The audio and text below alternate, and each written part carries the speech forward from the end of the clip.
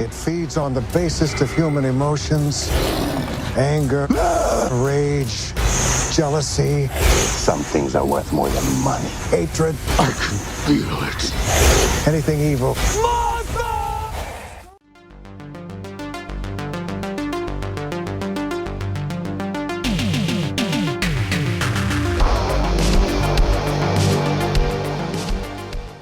We are talking about the horror comedy Beast Mode.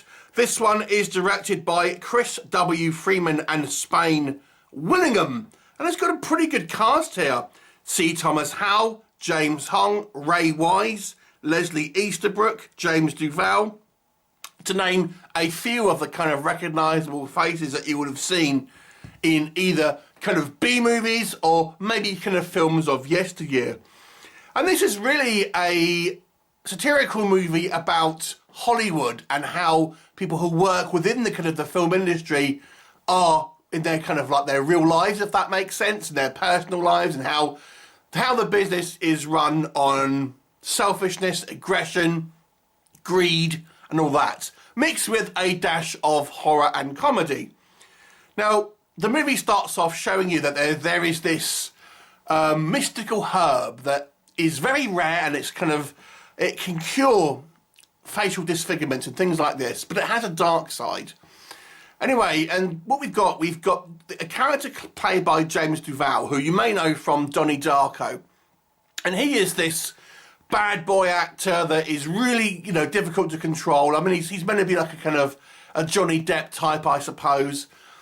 And his agent producer, from this particular film, played by C. Thomas Howell, is kind of despairing of him, trying to kind of make him turn up on set and sober and things like this. And one day, James Duval's character is in an accident and presumed dead. But this guy is already kind of like, C. Thomas Howell's character is already committed into making this particular film. So he manages to find someone who looks very much like the character played by James Duval, again played by James Duval but a different character, and talks him into essentially stepping into this actor's shoes and pretending to be him. The only difference is this fake actor has got some scars on his face. So he tracks down a mysterious seller of this particular herb to put it on his face, but he's warned that this has dire consequences and will bring out the beast inside. And ultimately, it makes any kind of evilness appear physically in the form of kind of like a werewolf. Now, of course, the James Duval kind of replacement character is actually quite a sweet guy, but he gradually becomes more like the person he's impersonating throughout the movie, and therefore has a bit of ill effects. Not only that, other people end up getting the herb as well, so we have a variety of different wolfman-like people kind of running around causing chaos. If that sounds somewhat convoluted, I won't lie, it kind of is, but there you go. So first of all, what works? The movie has loads of small roles for famous actors, which is all fun seeing him in a kind of a kind of comedy film. And I'll stress this movie is more comedy than horror. There are a couple of kind of kills and gore scenes, but everyone is kind of playing it very, very hammy, very kind of tongue-in-cheek. And these are actors who that can do, a more dramatic role should they need to. But, I think a lot of these people have had like a day of shooting. C. Thomas Howell's character and James Duval, they are kind of your main characters. But, your James Hong, your Leslie Easterbrooks, they're more or less in it for kind of one scene. And, they're kind of hamming it up, as you'd probably expect, just to kind of walk on set for one day. But it is fun seeing them all in one sort of sequence. I actually kind of quite like some of the altercations that these kind of like wolfman people kind of have. There's one towards the end where we have two fighting each other, and I actually quite enjoyed that scene. And they do feel like they've leveled them up in regards to kind of power, but they're still sort of maintaining some of their cognitive thought and kind of communicate and stuff like this.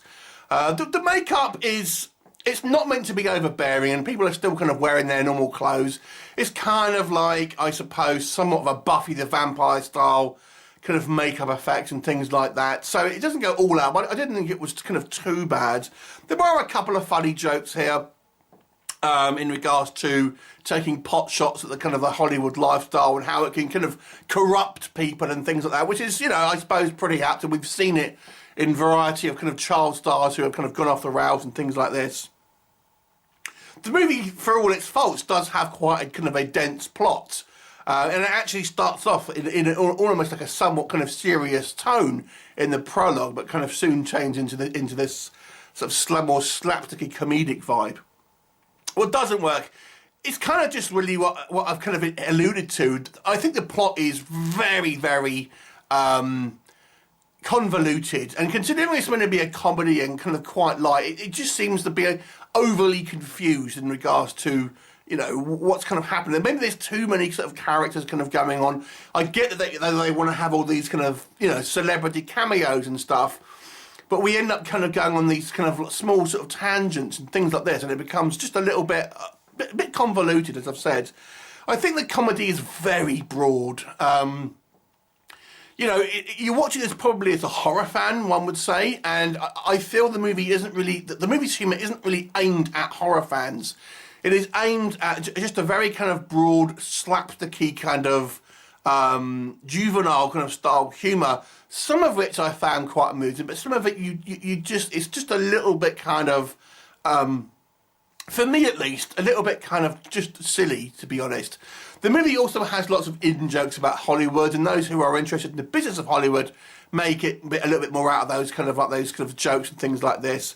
And I suppose it is fun to kind of see a lot of these Hollywood lives kind of parodied in a lot of way, but in some instances I felt the scenes were kind of pointless to a certain degree. The movie's just a little bit of a kind of a jumble for me. I really didn't find the narrative in it particularly interesting or kind of concise, to be honest. It just goes off on these small tangents. Too many characters, too many, like one guy's, for example, who's got like a really over-the-top Donald Trump-style wig, and it's just like, why have you got that? You know, it doesn't really, you know, you just have it, and then no one says anything about it, for example.